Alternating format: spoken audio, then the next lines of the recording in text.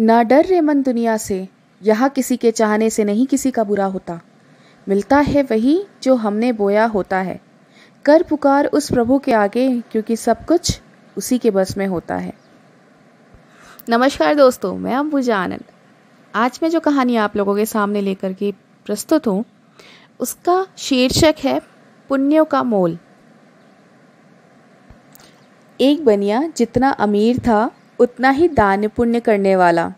वह सदैव यज्ञ पूजा आदि कराता रहता था। एक यज्ञ में उसने अपना सब कुछ दान कर दिया। अब उसके पास परिवार चलाने लायक भी पैसा नहीं बचा। लाला की पत्नी ने सुझाव दिया कि पड़ोस के एक नगर में एक बड़े सेठ रहते हैं। वह दूसरों के पुण्य खरीदते हैं।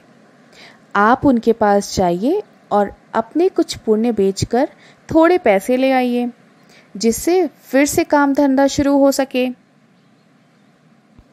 पुण्य बेचने की बनिया की बिल्कुल इच्छा नहीं थी, लेकिन पत्नी के दबाव और बच्चों की चिंता में वह पुण्य बेचने को तैयार हुआ। पत्नी ने रास्ते में खाने के लिए 4 रोटियां बनाकर दे दी। बनिया चलता चलता उस नगर के पास पहुंचा जहां पुण्य के खरीदार सेठ रहते थे। उसे भूख लगी थी। नगर में प्रवेश करने से पहले उसने सोचा भोजन कर लिया जाए। उसने जैसे ही रोटियां निकाली, एक कुतिया तुरंत के जन्मे अपने 3 बच्चों के साथ आ खड़ी हुई। कुतिया ने बच्चे जंगल में जन्म दिए थे। बारिश के दिन थे और बच्चे छोटे थे, इसलिए वह उन्हें छोड़कर नगर में नहीं जा सकती थी। लाला जी को दया आ गई। उसने एक रोटी कुतिया को खाने के लिए दे दिया। कुतिया पलक झपकते रोटी चट कर गई, लेकिन वह अब भी भूख से हाफ रही थी। बनिया ने दूसरी रोटी, फिर तीसरी, फिर 4 रोटियां कुतिया को खिला दी। खुद केवल पानी पीकर सेठ के पास पहुंचा। लाला ने सेठ से कहा कि वह अपना पुण्य बेचने आया है। सेठ व्यस्त था। उसने कहा कि शाम को आओ। दोपहर में सेठ भोजन के लिए घर गया और उसने अपनी पत्नी को बताया कि एक व्यापारी अपने पुण्य बेचने आया है। उसका कौन सा पुण्य खरीदूं? सेठ की पत्नी बहुत पतिव्रता और सिद्ध थी। उसने ध्यान लगाकर देख लिया कि आज लाला ने कुतिया को रोटी खिलाई है। उसने अपने पति से कहा कि उसका आज का पुण्य खरीदना, जो उसने एक जानवर को रोटी खिलाकर कमाया है, वह उसका अब तक का सर्वश्रेष्ठ पुण्य है। लाला शाम को फिर अपना पुण्य बेचने आया। सेठ ने कहा, आज आपने जो यज्ञ किया है, मैं उसका पुण्य लेना चाहता हूँ। बनिया हंसने लगा। उसने कहा कि अगर मेरे पास यज्ञ के लिए पैसे होते तो क्या मैं आपके पास पुण्य बेचने आता?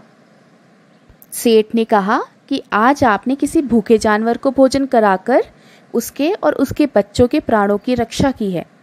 मुझे वही पुण्य चाहिए। बनिया वह पुण्य बेचने को तैयार हुआ। सेठ ने कहा कि उस पुण्य के बदले वह व्यापारी को 4 रोटियों के वजन के बराबर हीरे मोती देगा। 4 रोटियां मनाई गईं।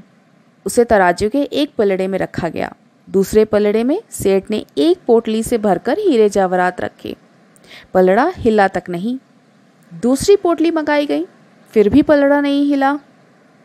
कई पोटलियों के रखने पर भी जब पलड़ा नहीं हिला तो बनिया ने कहा, सेठ जी, मैंने विचार बदल दिया है। मैं अब पुण्य नहीं बेचना चाहता। लाला खाली हाथ अपने घर की ओर चल पड़ा। उसे डर हुआ कि कहीं घर में घुसते ही पत्नी के साथ कलाना शुरू हो जाए। जहां उसने कुतिया को रोटियां डाली थीं, वहां से कुछ कंकड़ पत्थर उठाए और साथ में रखकर गांठ बांध ली। घर पहुंचने पर पत्नी ने पूछा कि पुण्य बेचकर कितने पैसे मिले, तो उसने थैली दिखाई और कहा, इसे भोजन के बाद रात को ही खोलेंगे। इसके बाद गांव में कुछ उधार मांगने चला गया। इधर उसकी पत्नी ने जब से थैली देखी थी, उसे सब्र नहीं हो रहा था। पति के जाते ही उसने थैली खोली। अब उसकी आंखें फटी रह गई। थैली हीरे जवाहरातों से भरी थी। बनिया घर लौटा तो उसकी पत्नी ने पूछा कि पुण्यों का इतना अच्छा मोल किसने दिया? इतने हीरे जवाहरात कहाँ से आए? लाला को अंदेशा हुआ कि पत्नी सारा भेद जानकर ताने तो नहीं मार रही, लेकिन उसके चेहरे की चमक से ऐसा लग नहीं रहा था। लाला ने कहा, दिखाओ कहाँ हैं हीरे जवाहरात। पत्नी ने लाकर पोटली उसके सामने उलट दी। उसमें से बेशकीमती रत्न गिरे। व्यापारी हैरान रह गया। फिर उसने पत्नी को सारी बात बता दी।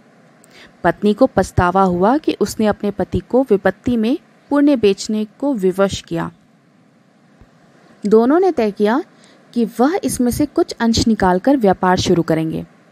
व्यापार से प्राप्त धन को इसमें मिलाकर जन कल्याण में लगा देंगे। ईश्वर आपकी परीक्षा लेता है। परीक्षा में वह सबसे ज्यादा आपके उसी गुण को परखता है जिस पर आपको गर्व हो। अगर आप परीक्षा में खरे उतर जाते हैं तो ईश्वर वह गुण आप में हमेशा के लिए वरदान स्वरूप दे देते हैं। अगर परीक्षा में उत्तीर्ण न हुए तो ईश्वर उस गुण के लिए योग्य किसी अन्य व्यक्ति की तलाश में लग जाते हैं। इसीलिए विपत्ति काल में भी भगवान पर भरोसा रखकर सही राह चलनी चाहिए। आपके कंकड़ पत्थर भी अनमोल रत्न हो सकते हैं।